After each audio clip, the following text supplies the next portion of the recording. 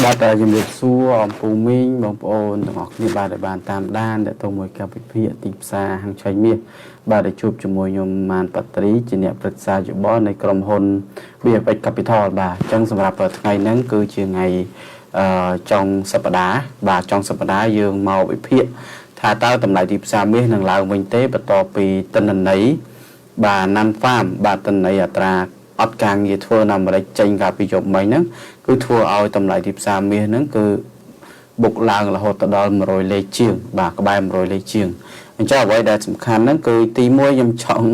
ប្រម៉ូទខ្លួនឯងតិចបាទសម្រាប់អំពូមីងឬក៏បងប្អូនដែលចង់តាមដានតទៅមួយការវិភាគតម្លៃទីផ្សារមាសរបស់ខ្ញុំរៀងរាល់ព្រឹកបាទចឹងដោយសារតែខ្ញុំ live ក្រុមហ៊ុនមានតែ2ថ្ងៃទេមួយអាទិត្យហើយមានអំពូមីងច្រើនគាត់សនំពោចង់ឲ្យខ្ញុំ live រាល់ថ្ងៃអញ្ចឹងណាបាទប៉ុន្តែខ្ញុំក៏បង្កើត YouTube channel តខ្លួនមួយទៅសម្រាប់ខ្លួនឯងហើយថ្ងៃសៅរ៍ថ្ងៃអាទិត្យហ្នឹងដោយសារតែសៅរ៍អាទិត្យក្រុមហ៊ុនអត់ធ្វើការទេអញ្ចឹងណាបាទតែគាត់ថាខ្ញុំនឹងឆ្លៀតផុសវីដេអូសៅរ៍អាទិត្យដែរប៉ុន្តែបើសម្រាប់អំពូមីងដែលចង់មើលការវិភាគមាសរៀងរាល់ព្រឹកអាចចូលទៅក្នុង YouTube channel របស់ខ្ញុំផ្ទាល់អំពូមីងណាបាទចូលទៅក្នុង YouTube channel នេះទៅហើយវាយ Treeman ហាងឆៃមាសបាទវាយតែ Treeman ទៅទេក៏អត់ចេញដែរបាទអញ្ចឹងតោះតែយើងថែមអក្សរខ្មែរហាងឆៃមាសអញ្ចឹងបានចេញអញ្ចឹងណាបាទអញ្ចឹងចូលទៅក្នុង YouTube channel បងប្អូនអំពូមីងមាន YouTube វាយ YouTube ទៅបាទវាយ YouTube ទៅហើយ subscribe មួយទៅបាទ subscribe ហើយដាក់ពាក្យកណ្ដឹងទៅពេលដែលខ្ញុំផុសទៅគឺឃើញមុនគេហើយកាលពីម្សិលមិញខ្ញុំអត់បានផុសវីដេអូទេប៉ុន្តែខ្ញុំបានសរសេរ caption នៅក្នុង YouTube បាទចំណុច caption ហ្នឹងខ្ញុំមាន2ចំណុចបាទយល់ទៅមាន3ចំណុចបាទ3ចំណុចទី1ហ្នឹងគ្រាន់តែខ្ញុំប្រាប់ថាថ្ងៃហ្នឹងខ្ញុំអត់បានផុសទេអំពូមីងសម្រាប់ថ្ងៃហ្នឹងណាហើយខ្ញុំបានប្រាប់គាត់ថាថ្ងៃម្សិលមិញហ្នឹងពេលខ្ញុំផុសថ្ងៃម្សិលមិញណាបាទហើយចំណុចទី2ខ្ញុំបានប្រាប់ថារងចាំព័ត៌មានទិន្នន័យអាមេរិកនៅក្នុងយប់ហ្នឹងម៉ោង7កន្លះចឹងទៅបាទអញ្ចឹងមានអំពូមីងយល់ទៅខ្ញុំបានសរសេរ caption នៅក្នុង YouTube channel ហ្នឹងហើយចំណុចទី3ហ្នឹងគឺខ្ញុំបានប្រាប់ពីកន្លឹះនៃតម្លៃទីផ្សារថាវារត់ដល់ណាឡើងដល់ណាចឹងណាបាទមានន័យថាវា sideways ចន្លោះពីតម្លៃ3930ទៅ4100បាទអញ្ចឹងបើសិនជាមាសនឹងឡើងលើទីផ្សារវា4100ឡើងក្នុងមួយឱនណាចូលមាសនឹងឡើងក្បែរ4200 4300 4400ទៅមុខទៀតហើយអញ្ចឹងអាទិត្យក្រោយវាអាចទៅលើទៀតហើយអញ្ចឹងណាបាទអញ្ចឹងខ្ញុំបានសរសេរ caption ដែរតែអត់បានផុសកាលពីម្សិលមិញហ្នឹងហើយអញ្ចឹងសម្រាប់អំពូមីងបងប្អូនដែលចង់តាមដានហាងឆេងមាសរាល់ថ្ងៃ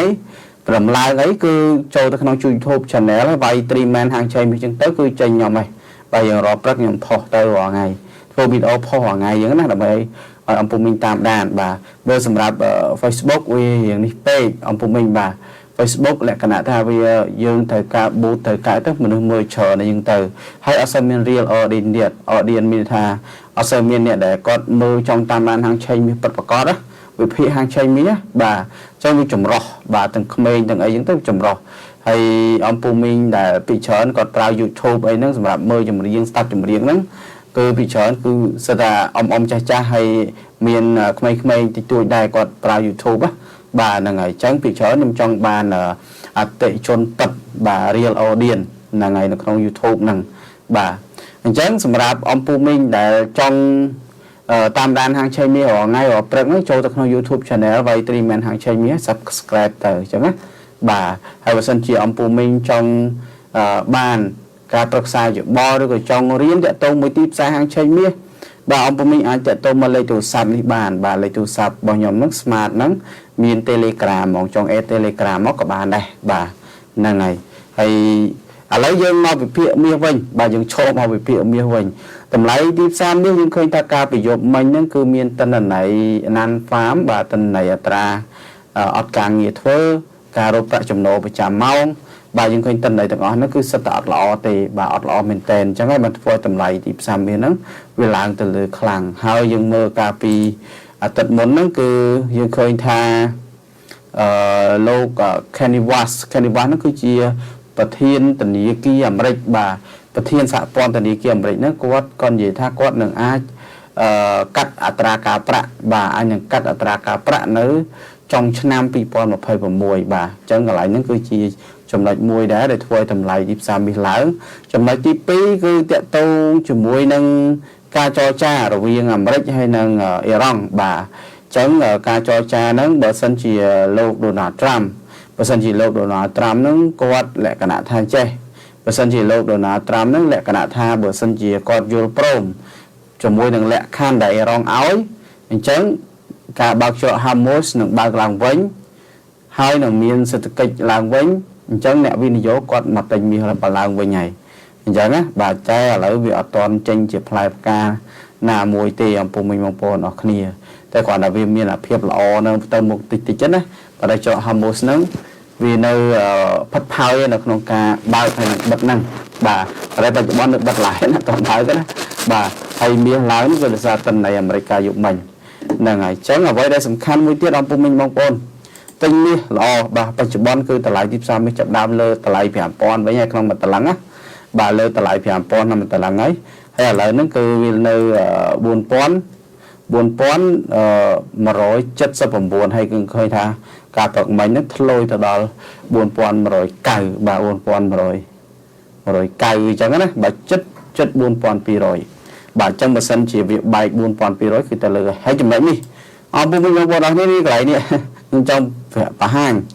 បាទចំណុចនេះគឺបើសិនជាមានហ្នឹងបែក4230អាទិត្យហ្នឹងឬក៏យប់ហ្នឹងណាយប់ហ្នឹងបើសិនជាមាសបែក4230អញ្ចឹងតម្លៃទីផ្សារមាសអាទិត្យក្រោយនឹងឡើងហើយបាទនឹងឡើងហើយតែបើសិនជាតម្លៃទីផ្សារមាសនៅក្រោម4100មានន័យថា4190ក៏ដោយឬក៏4000ក្រោមយូរទៅក្រោម4200បាទក្រោម4200បើសិនជាតម្លៃទីផ្សារមាសហ្នឹងនៅក្រោម4200អញ្ចឹងមាសហ្នឹងអាចនឹងធ្លាក់មកវិញហើយធ្លាក់ខ្លាំងណាស់បងប្អូនណាបាទពីព្រោះថាកន្លែងនេះគឺជា support ដែលវាតេស្តច្រើនសារដែរនៅក្នុងតំបន់នេះបាទនៅក្នុងតំបន់នេះវាតេស្តមកច្រើនសារដែរនេះកន្លែងនេះ3940បាទ3950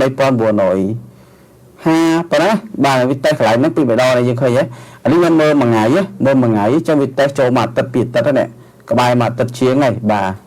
តាំងពីថ្ងៃច័ន្ទមកនេះតេស្តបាទនេះតេស្តដល់តម្លៃហ្នឹងពី3ដងហើយបាទអញ្ចឹងធ្លាក់មកពីម្ដងហើយតែវាអត់បែកយល់រួមទៅវាអត់បែកតម្លៃទីផ្សារមានហ្នឹងអត់បែកទេអញ្ចឹងហើយបានវាងើបឡើងទៅលើវិញអានេះយើងមើលតាម technical ដែរណាបាទតតាមាសហ្នឹងផុត4230អីបងប្អូនបងប្អូនបានវាឡើងបាទតតែវាផុតក្បាលនេះកន្លែងនេះបាទអញ្ចឹងខ្ញុំគ្រាន់តែចង់បញ្ជាក់ចេះកន្លែងនេះគឺ resistance វានេះអត់ផុតទេឃើញវាឡើងអត់ផុតខ្សែណាបាទនេះកន្លែងនេះគឺឡើងអត់ផុតខ្សែទេឃើញទេអញ្ចឹងតតានេះវាឡើងផុតខ្សែនេះបាទឲ្យខ្ទង់4300អីទៅបាទអញ្ចឹងមាសហ្នឹងអាចនឹងឡើងទៅលើខ្លាំងណាហើយកន្លែងនេះយើងឃើញថាជា support របស់វាអញ្ចឹងបើសិនជាវាអត់បែក4200ឡើងទេអំពុំនេះបាទគឺវានឹងមកតេស្តកន្លែងនឹងភាសាទៀតតែហើយអាចនឹងបែកបែកគឺមករកកន្លែងនេះអំពុំនេះអាចមករក3600វិញហើយអានេះយើងវិភាគតាម technical គឺយើងឃើញបែបចឹងបាទ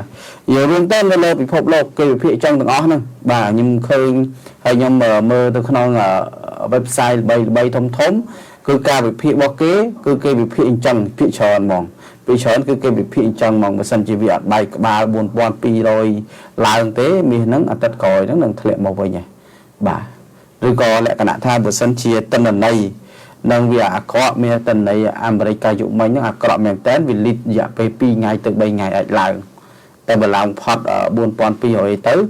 គឺមាសហ្នឹងអាចនឹងទៅលើទៀតអាចទៅលើខ្លាំងអញ្ចឹងយើងចាំតែទិញមាសទៅបានហើយតម្លៃទីផ្សារមាសណាបាទ